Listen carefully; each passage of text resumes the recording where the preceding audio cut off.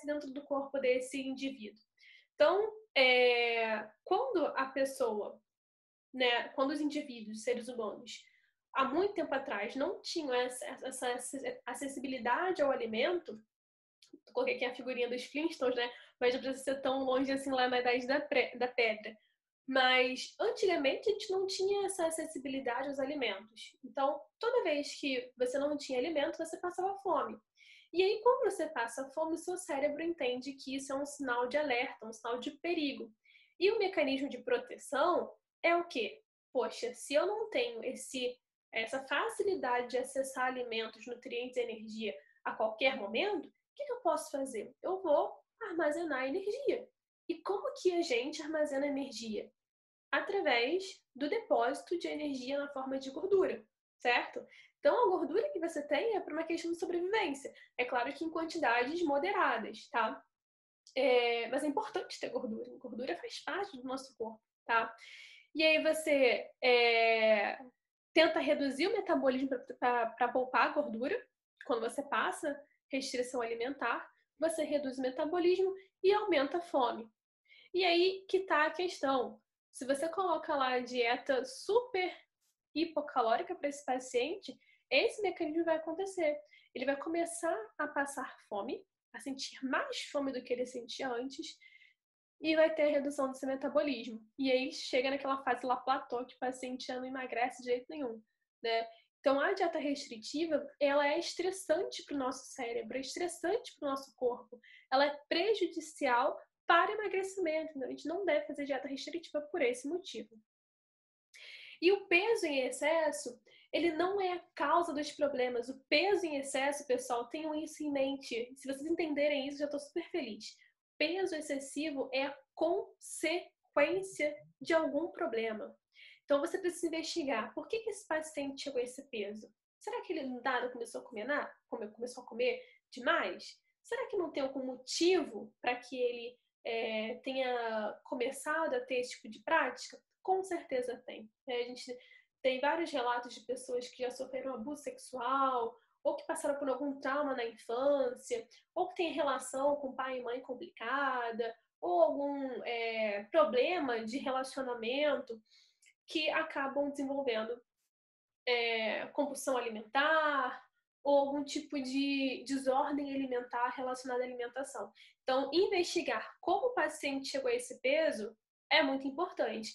E o nutricionista comportamental ele precisa entender que ele vai começar a entrar num espaço muito individual daquele paciente. Você vai começar a entrar na vida desse paciente, vai começar a saber um pouco mais sobre ele. Então, a gente precisa ter muito cuidado com o que a gente fala, muito cuidado em como a gente vai transmitir as informações. Então, precisa de fato de uma grande capacitação, precisa estudar muito para conseguir atender esse tipo de paciente, tá?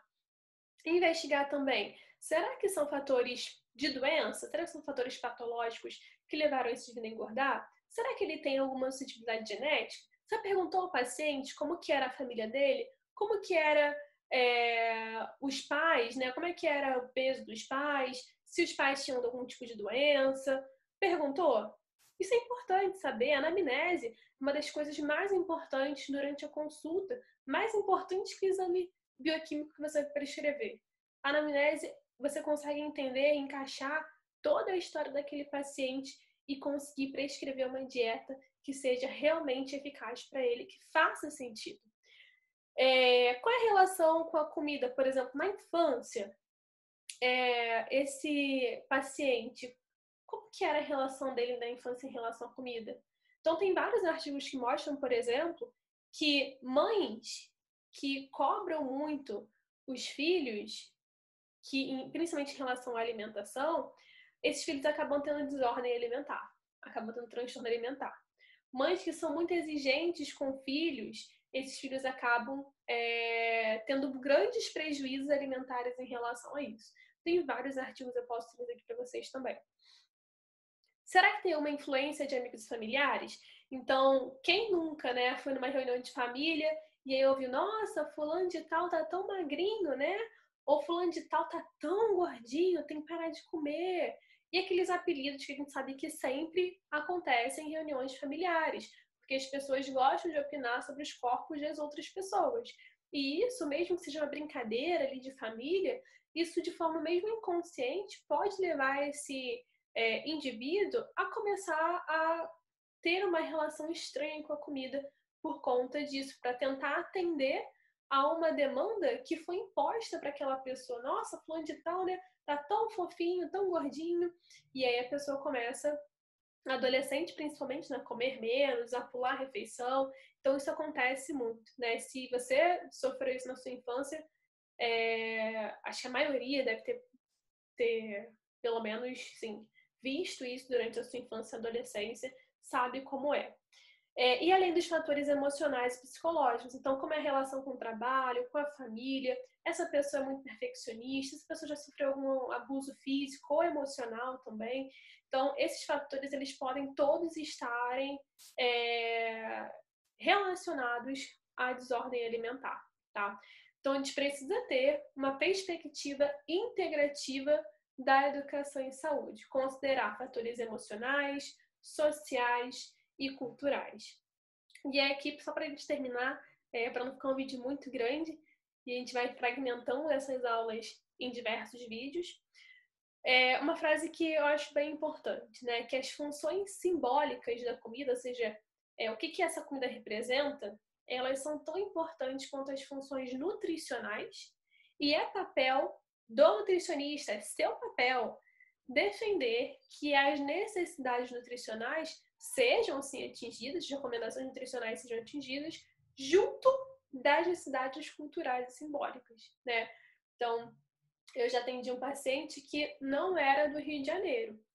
Ele era do Nordeste, da região Nordeste. E aí, falei, poxa, eu costumo atender pessoas, né, aqui do Rio de Janeiro. A alimentação é diferente, tem perspectivas culturais totalmente diferentes. Então, falei, olha, eu vou ter que estudar mais sobre a questão dos alimentos daquela região, né? Você sabe, por exemplo, quanto é que tem de perfil nutricional lá no cuscuz amarelo ou em outros alimentos que são mais típicos dessa região, né? Então a gente precisa também se atentar a essa questão cultural, simbólica, regional, para que a gente consiga de fato ter um atendimento eficiente, ter sucesso na prática clínica, e isso é super importante.